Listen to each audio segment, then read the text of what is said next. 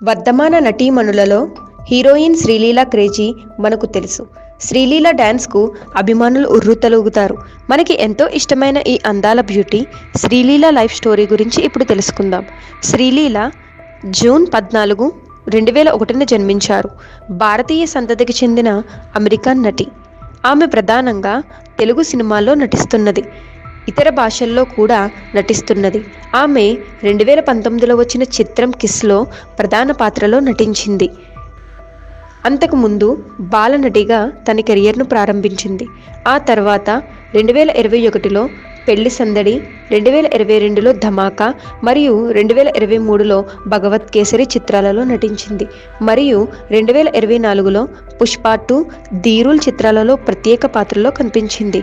ఆమె 3 south Indian international చిత్రాలలో అవార్డులను అందుకున్నది.